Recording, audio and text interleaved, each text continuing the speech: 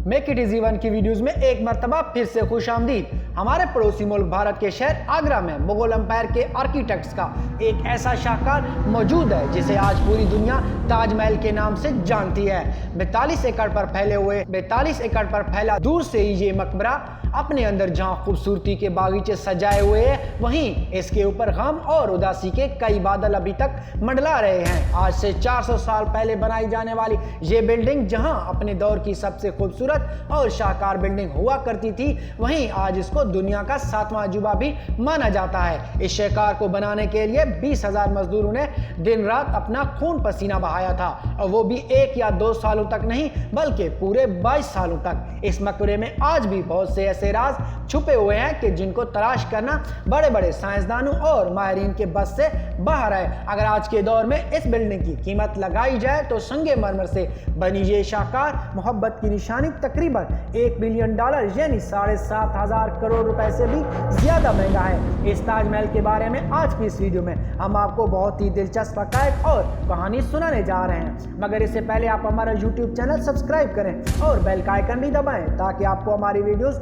बर वक्त मौसूल हो। नाज़रीन ग्रामी, मुगल दौर में बनने वाले ताजमहल में आर्किटेक्ट्स ने अपनी कई ऐसी निशानियां छोड़ी थी कि जो आज भी इंसान की अक्ल को हैरान करके रख देती हैं। इस बिल्डिंग को ऐसे डिजाइन किया गया कि जब मेन गेट के पीछे से इसको देखा जाता है तो ये काफी बड़ी लगती है, लेकिन जैसे ही मेन गेट की तरफ से सफर शुरू होता है तो इसका साइज छोटा होता जाता है। दिमाग को चकरा देने वाली ये कोई पहली या आखिरी ट्रिक नहीं थी जो मुगल बादशाह के दौर में उस वक्त के आर्किटेक्ट इस्तेमाल करते थे। आपको ये जानकर भी हैरत होगी कि ताजमहल के चारों मीनारों को सीधा खड़ा नहीं किया गया, मीनार बाहर की तरफ थोड़े झुके हुए हैं, क्योंकि अगर इनको सीधा खड़ा किया जाता तो दूर से देखने पर ये अंदर की तरफ झुके हुए महसूस होते, जैसा कि फैसल मस्जिद इस्लामाबाद पाकिस्तान के नजर आते हैं। इन मीनारों को बाहर की तरफ झुकाने की एक वजह यह भी थी कि वो अगर कभी ज़ल्ज़ला आए तो ये मीनार इसके नतीजे में ये बाहर की तरफ गिरेंगे, ताजमहल को कोई नुकसान नहीं पहुंचेगा। लेकिन आखिर क्या वजह थी कि इसके बनाने वाले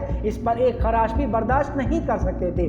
ताजमहल की वो कौन से राज हैं जिनको 400 साल से छुपाने की कोशिश की गई? इस दौर में जब कंक्रीट या सीमेंट नहीं थी तो आखिर इस आलीशान मकबरे और इस पर मौजूद 40 मीटर ऊंचे डोम बनाया गया। नाज़रीन ग्रामी, ये कहानी शुरू होती है 1607 में, जब इंडिया और पाकिस्तान इस खित्ते में मुगल एम्पायर का होल्ड हुआ करता था। इस दिन मुगल बादशाह का सबसे छोटा बेटा शहाबुद्दीन मोहम्मद खुर्रम 15 साल का हो चुका था। इसकी सेलिब्रेशन के लिए आगरा कोर्ट में एक आलीशान पार्टी रखी गई थी। खुर्रम शहनशाह को सबसे ज्यादा अजीज था, इस वजह से इसके हर जन्मदिन पर उसको हीरे जवाहरात और सोने से तोला जाता था, यानी जितना वजन भी शहजादे का होता था उतना ही खजाना उसके नाम कर दिया जाता था।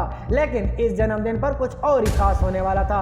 मुगल शहनशाह ने शहजादे खुर्रम की शादी अपने एक वकील की बेटी के साथ की, जिसको मुमताज बेगम के नाम से जाना जाता था। मुमताज और खुर्रम को पहले ही दिन से एक दूसरे से बेइंतहा मोहब्बत हो चुकी थी और किसी को भी मालूम नहीं था कि इनकी मोहब्बत का बोलबाला हमेशा के लिए रहने वाला था।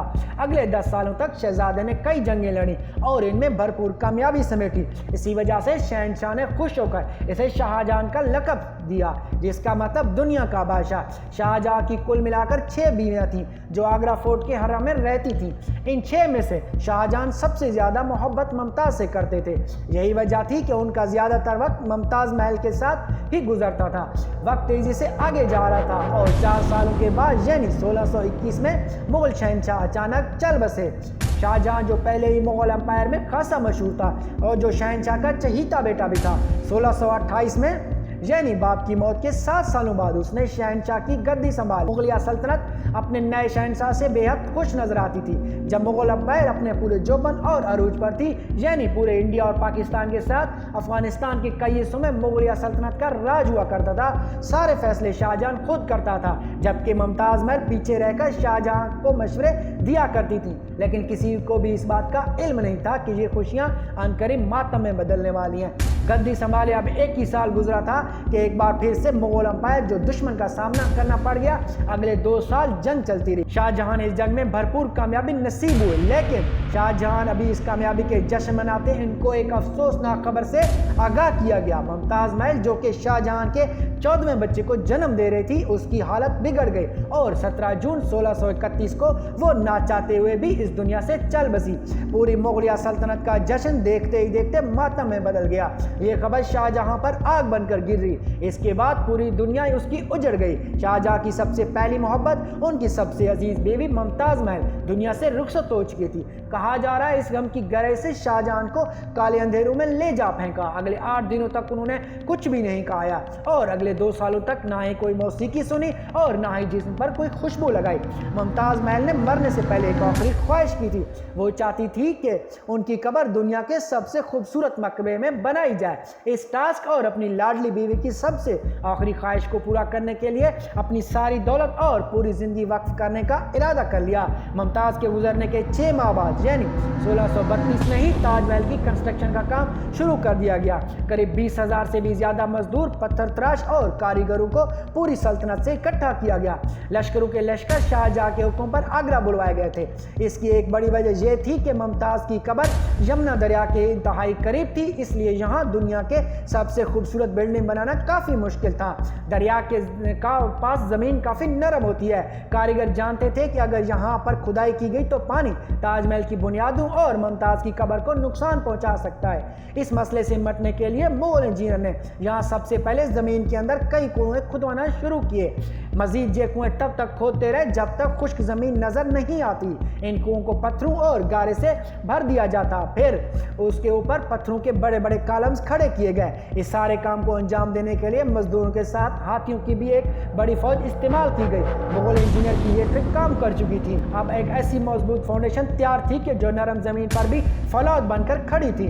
फाउंडेशन के बाद अब बारी थी कि ऐसी बिल्डिंग डिजाइन की कि जो आज से पहले किसी ने भी ना देखा हो। एक ऐसा डिजाइन जो पिछले सारे डिजाइन के रिकॉर्ड तोड़ डाले। ताजमहल के डिजाइन का आइडिया शाहजहां ने अपने बाप दादा के मकबरों से लिया था। बाप के मकबरे से मीनारों का और दादा के मकबरों से बिल्डिंग के कोर का आइडिया ले गया।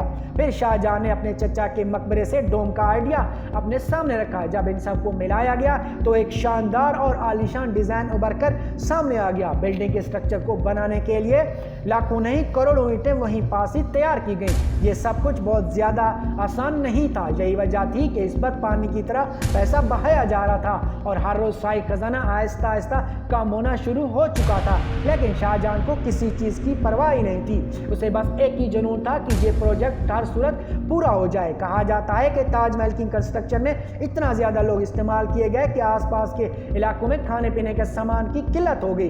20,000 मजदूरों और कारीगरों की डिमांड पूरी करने में शाहजहां ने आसपास के इलाकों से तमाम अनाज को आगरा मंगवा लिया। कई सालों की मेहनत के बाद बिल्डिंग का स्ट्रक्चर तामीर हो चुका था। अब बारी थी बिल्डिंग की तजीनो आराइश और इसके ऊपर संगे मरमर से आगे 400 किलोमीटर दूर इलाके राजस्थान से मंगवाया जाना था, क्योंकि यहाँ का मकराना मार्बल आज भी पूरी दुनिया में सबसे फाइनेस्ट मार्बल माना जाता है। शाहजहां ने ताजमहल के लिए पूरा मकराना मार्बल बुक करवा लिया था, यानी जब तक ताजमहल की डिमांड पूरी नहीं होगी तब तक ये मार्बल किसी को भी खरीदने की इजाजत नहीं होगी। 1000 हाथियों की मदद से हजारों टन वजनी मार्बल आगरा लाया गया। ताजमहल का खूबसूरत डोम इतना बड़ा है कि इसका नज़ारा सिर्फ आंखों से ही देखकर लगाया जा सकता है। आजकल के ज़माने में इस तरह के डोम बड़ी आसानी स्टील स्ट्रक्चर से तमीर किए जा सकते हैं, लेकिन 400 साल पहले 40 मीटर ऊंचे डोम सिर्फ पत्थरों का ही सहारा था। इस डोम को बनाने में मुगल सल्तनत के इंजीनियर ने जो अक्ल इस्तेमाल की थी उसकी तारीफ आज के इंजीनियर्स भी करते नजर आते हैं। ताजमहल की फिनिशिंग के लिए इसे पीटराडोमा या परिचनकारी से डेकोरेट किया जाता था। पेट्राडोर एक ऐसी हुनर है जिसमें कीमती पत्थर को मार्बल के अंदर तराश करके लगाया जाता है।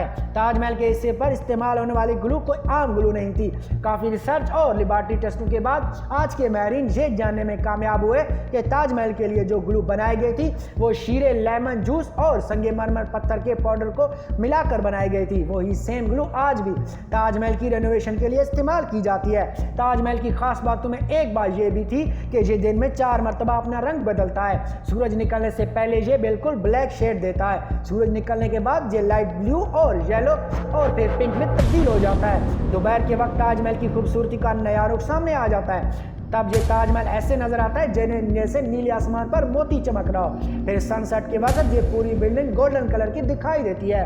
पूरे 22 सालों की मेहनत के बाद 1656 में ताजमहल की कंस्ट्रक्शन का काम मुकम्मल कर लिया गया।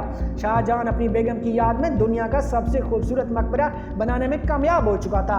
शाहजहां ने इस आलीशान बिल्डिंग का नाम अपनी बीवी के नाम पर ही रखा। मुमताज महल से इसका नाम तब्दील करके ताजमहल रखा गया।